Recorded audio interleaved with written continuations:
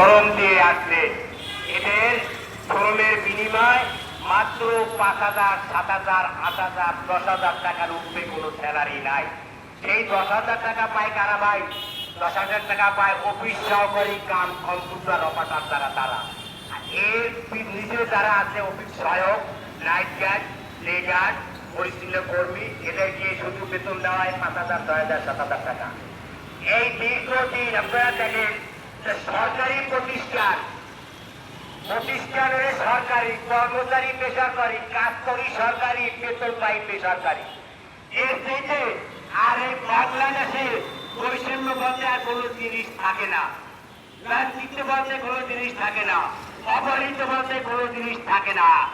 আমার মনে হয় এই জিনিসটা যে সরকারি কলেজের বেসরকারি কর্মচারী আছে, এইটা বাংলাদেশের কোনো সরকারি মনে হয় জানে না। অথচ যদিও জানে, তাহলে তারা লোকচুরি খেলে, আমাদেরকে নিয়ে শুধু লোকচুরি খেলে।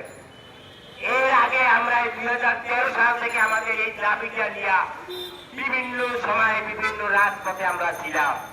আমাদেরকে বিভিন্ন আশ্বাস দিয়েছে, মাথায় কথা দিয়েছে, বলছে যে তোমাদের দাবিটা ন্যায্য দাবি, তোমাদের দাবিটা আমরা পূরণ করার চেষ্টা করব। অথচ ওই যে মাথায় কথা দিয়া, মাথায় কথা পিঠে সুমা দিয়েছে, পাঠাইয়ে দিতে আর কোনো খবর নাই। এই যে ডিসি অফিস আছে শিক্ষা মন্ত্রণালয়, ওখানে আমাদেরকে ব্যতীত বেদ দিয়ে ওখানে তারা লক্ষ লক্ষ টাকা ইনকাম করে তারা নিয়োগ দিয়েছে। আর আমাদের ব্যাপারে তো আমরা টাকা দিয়ে আমরা ওই জায়গায় চাকরি নিতে পারবো না, কারণ ওখানে যে পোস্ট দিয়ে দিয়েছে, যে পোস্ট মনে করেন এমএলএস এর পোস্টে আবেদন করছে মাস্টার্সের ছেলেরা। আমার বিএম কলেজেরই অনেক শিক্ষক আছে মাস্টার্স পাস করিয়া সে আমার কলেজে পিওনের চাকরি করে, আবেদন করছে পিওনের। ইন্টারভিউতে ওই মাস্টার্স যে ছেলেরা আবেদন করছে ও পাস করবে। আমি যে 20 বছর চাকরি করিয়া 8ম শ্রেণী পাস করিয়া আমি আবেদন করছি, আমি তো পাস করতে পারবো না। ওই মাস্টার্স যে ওই পাস করিয়া ওই পিওনের চাকরিটা নিয়ে গেছে।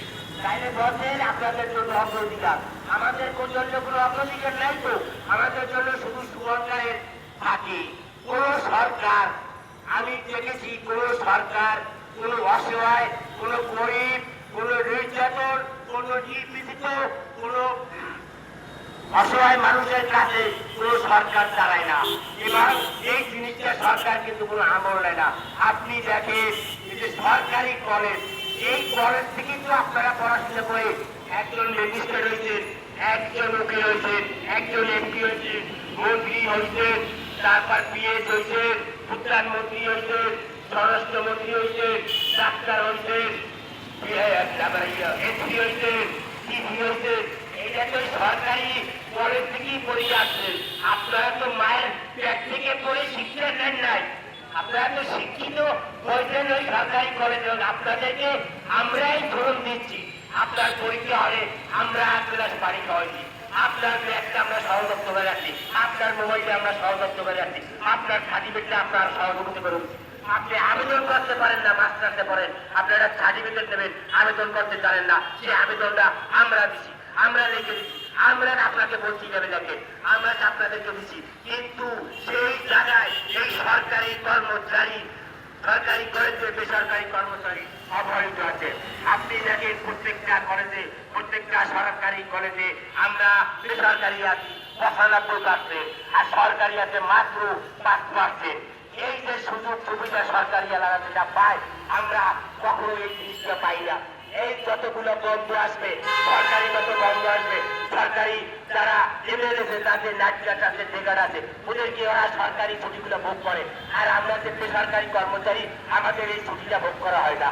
আমরা তো লেখা থাকে তোমার নবেই, আজকে কাজ করবা পয়সা পাবা, আজকে কাজ করবা না পয়সা পাবে না। তাই সেইটা যদি হয়, এরা অধ্যক্ষ নিজে আমাদেরকে নিয়োগ দিতে, এই নিয়োগ একটা পদ্ধতি আছে।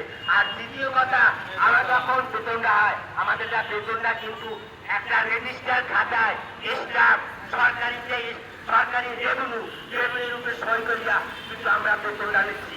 কিন্তু রেভিনিউর উপরে যখন আমরা সই করি, সে রেভিনিউ সরকারি